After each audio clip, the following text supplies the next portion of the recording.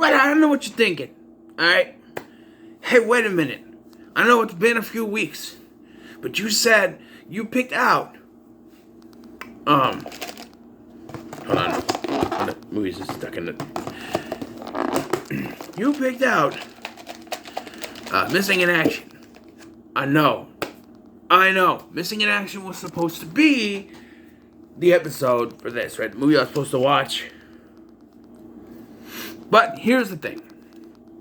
Alright? What had happened was, I went to watch Missing in Action this morning, right? And it's one of those dual-sided discs. One side is widescreen, one side is full screen. So I put the widescreen in, but it gave me full frame. And I'm like, no, I don't want that. So I flipped it over, and it was widescreen, but it was that little box in the middle of the freaking screen. I'm like, I'm not sitting through this. So I decided to call an audible, and I picked out a new movie. Now, if I was able to edit, I would have edited that into this video. I picked out a random movie, and it is When the Stranger Calls. Okay? It's finally a Blu-ray. I'll show you what it is. I don't have a singular Blu-ray. What I have is this. Queens of Scream. It's a 3-film collection that has I Know What You Do Last Summer, which I've already done. When a Stranger's Call, which is this one. The remake. It's the remake, of course. And Vacancy, which is also in the thing. So, yeah, so When a Stranger Calls is a 2006 remake of the original 1979 classic horror film that takes the opening of the film and stretches it out to a hour and a half runtime. 87 minutes. An 87-minute runtime. But that's still part of the problem. See, in the original, I know I haven't seen it, but I know the original. The original, this little snippet starts the film, and then we cut to like years later. She's got a family. This babysitter's got a family. You know, it has the babysitter. She's watching the kids, and she gets these weird phone calls. She gets phone calls saying, "Have you checked on the kids?" And she goes upstairs. And she calls the police. The police say, "I'm online for 60 seconds." They do, and they come back and say there's calls coming from inside the house. And she goes to get the kids, and they're dead. And then, eventually it cuts to years later, and she's got family and stuff like that. This only focuses on that opening stretch. The opening scene stretched out to 87 minutes long. Honestly, about 80 minutes, because there's 7 minutes for credits, I think. And then 75 minutes. There's a few minutes. There's a thing at the beginning. There's stuff before they get there, such as informing us that she's grounded. She doesn't have her cell phone, so she has to use the house phone, which in 2006, we still did have house phones at that time. We weren't all cell phones like we are now. There are still some people that have house phones. Who knows? That could be. But anyway, sorry, my nose itches right now. Anyway, Camilla Bell plays the character of Jill Johnson. Yes. Jill Johnson, which is the same character from the original. They don't name the killer in this one like in the original, which is different. And she is babysitting for the Mandrakis family. She's grounded because of something that happened. Like I think it was like an overcharged phone bill, I think is the reason. Her father is played by Clark Gregg, who, is from the Marvel Cinematic Universe. Coulson, you see, she's not the only one. He's not the only one from the Marvel Cinematic Universe, and I was shocked because I didn't realize she was in this. Tessa Thompson, Valkyrie, she's in this for a brief part, where she's with Jill at school, and then there's a phone call or two. That's about it. And Katie Cassidy, who's on the other side, the DC universe, she plays Tiffany, who is the girl who kissed her boyfriend. I don't give one shit. about the relationship problems that this girl is having. We are here to focus on this stalker, and there are a few times where like we get this little thing in the beginning, like, okay, if that's all we get, that's fine. But then we get into the film, and like Tiffany shows up and is like, well, I kissed him because I'm a bitch. And I'm like, I don't care why you kissed him. Get killed already. This movie is PG-13, and that's a major problem. I think the original was rated R, right? This is 1979, there was no PG-13, so it pretty much was. But they make it PG-13. Because that's what they did back then. They remade classic horror films, made them PG-13, like this and Prom Night. Although, I'm a defender of the Prom Night remake. I know it's not a good movie. It's not much better than the original. But I do defend it because more happens in that one. Okay? Anyway. This one. So, and then you have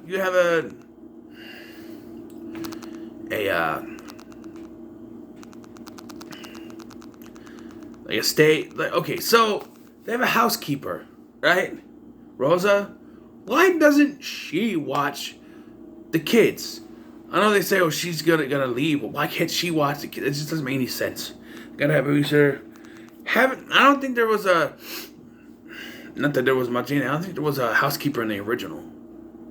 But like, why a housekeeper? They have a housekeeper. Why can't she watch the kids? She knows the family, right? It doesn't make any sense to me. She gets killed off. She's got to get killed off. Tiffany gets killed off. They mention an older son who lives in the guest house, but we never see him. I think it's supposed to be a red herring for the killer, but he's not the killer because he's a red herring. The killer is just a random guy. That's all it is, and I normally hate that in movies, but here, like, there's red herrings. Like, it could be the boyfriend, it could be the other son, but it's neither of them. And the one thing I don't like, I've complained about this in multiple horror movies. They have to do the trope of our phones don't work.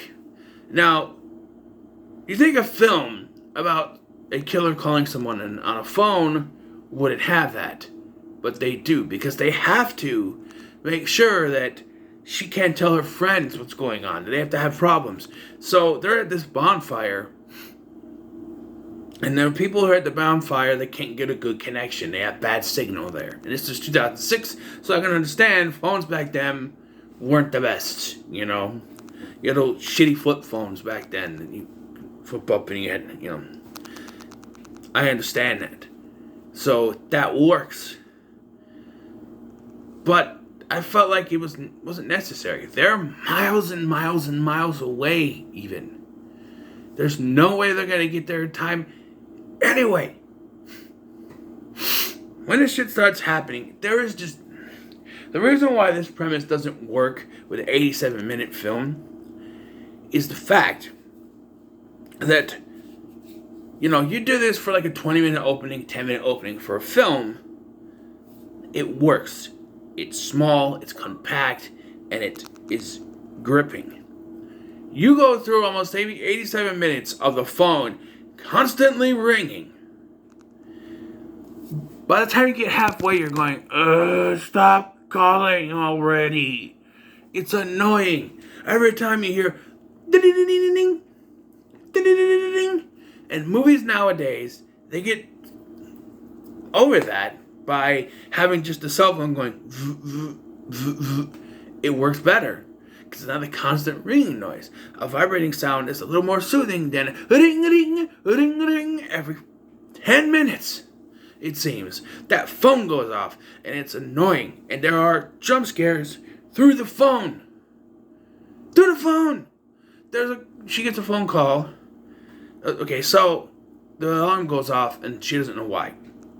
She gets a phone call from the security people asking her for a password. She goes out, I wasn't told the password, and she's like, can I get your name? She's like, Jill Johnson, I'm babysitting for them in Dracula. And she goes, okay, we gotta call them to make sure. So she calls them.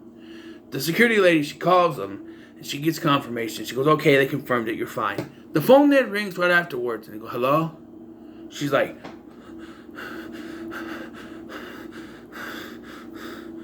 hello? Oh, hey, we're just checking to see if everything's okay. Of course it's going to be the Mandrakis. Duh! Their security person just called them. Of course they're going to call you to make sure everything's okay.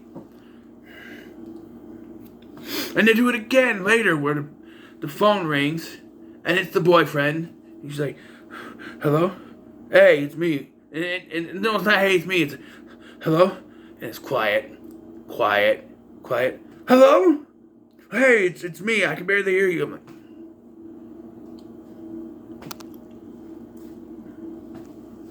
okay. You do a jump scare through a freaking phone. It's no. And add to that, Camilla Bell, plays our lead, Jill Johnson. She's not the best actor, the best actress. How do I put this? Hold on, I need something. Hold on. Here we go. Should have used this to begin with instead of my fingers. My hand. Here we go. Got my prop phone here. Which actually was a real phone. Okay, so she's on the phone, right? She's going, who are you? Why are you doing this to me? Why don't you leave us alone? I'm just a babysitter. She's terrible. She is terrible. I mean, I did it better. Who are you? Why are you doing this? I'm just a babysitter. Why won't you leave me alone? Why do you keep calling? It's very monotone. My performance was better. Why are you doing this? Leave us alone. That's more convincing than what she was doing. It's just monotone. Who are you? Why are you doing this? Leave us alone. It's just, no. Even in the final act, when shit starts happening, I feel like it's not 100%. The only time that I felt was good, maybe roll my eyes because I had to do this, is at the end. She's in the hospital after surviving, and she sees that he followed her, and then she has a freak out, and she's freaking out. Her freak out is really good, but then it's revealed that she's just in the bed freaking out because of the experience. So she was never stalked at the end there, but the stuff in the film did happen. It's fine for a film. I'm pretty sure the original was better. I've never seen it. Hopefully one day I can, and I can do get back to doing those original versus remake. But it's fine. There's nothing to write home about. I'm gonna give it a 5. It's nothing spectacular. I did like it when I first watched it, but that was at night, so maybe that was the effect of it. You gotta watch movies at night in the dark. Wasn't in the dark. I don't know, but it was effective then. Now, middle of the day, no, not really. So it's a 5. Interestingly, this movie didn't actually do that bad, and there was plans for a sequel, but it was scrapped. I guess originally they were gonna have Hayden Panettiere come in to play the new babysitter and have this guy or someone come after her.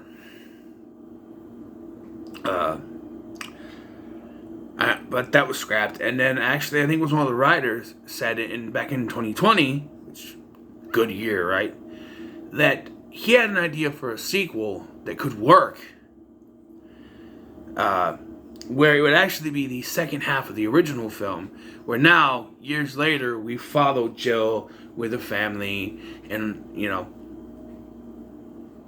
that could be interesting, and that's a way to do it. If you're going to do a sequel, I would do that, because it would be like remaking both films, or the first film, in 2 different films. Is it necessary? No, but it's. If you're going to do a sequel, instead of just, lining up another babysitter like they were planning to, and having I know there's another babysitter in the sequel, I read Wikipedia, but I don't think they could convincingly convince me that Hayden Panettiere in 2008 would have been the choice to be a babysitter. Especially if you're going to jump to the future, you're not going to... Unless they get a different actress, which they could have. They could have jumped 20 years and gotten, 2008, Jennifer Connelly. Possibly. Who is in her 40s at that time? Jennifer Connelly was in the 40s in 2008, right? Jennifer Connelly could play, or I should say, Camilla Bell could play a younger version of Jennifer Connelly, at least at that point. I don't know about now, but she's my age. So, I don't know. Yeah. They're all, I looked up the ages, like all the main actresses are my age, except for the boyfriend, who's like 46 years old, so he was like 30 during this. So, yeah. And I can speak for 2000. In 2006, I graduated high school. I was 20 years old. I was 19 years old. My bad. I was 19 years old in 2006. I can speak for that. So, it works. 19-year-old playing the character. So, yeah. I don't think we'll ever get the sequel to this. When a Stranger Returns, I think they were going to call it, but nah. So, let's pick up. I put a bunch of new movies in this. I almost didn't because I couldn't find the Skizors, but I found them. So, I put a bunch of new movies in this. So, let's see. My luck, we'll get one that's not one of the new movies, but, and just if you're wondering, this is the way I'm going to do, like, movies that are singular, like that I have just not in franchises. Wildcard Wednesday is a way for me to get these reviews out and not just have to randomly pick one off the shelf unless they're new releases, you know. So, let's see. Okay, we got one. We got one! Did you all see the Ghostbusters trailer today? I woke up to that. We have... It is one of the new ones. R.I.P.D. Alright. So that'll be the next week. Till then, make sure to like, share, and subscribe. Thank you for watching. I've been Scotty, and I'll see you in the next one.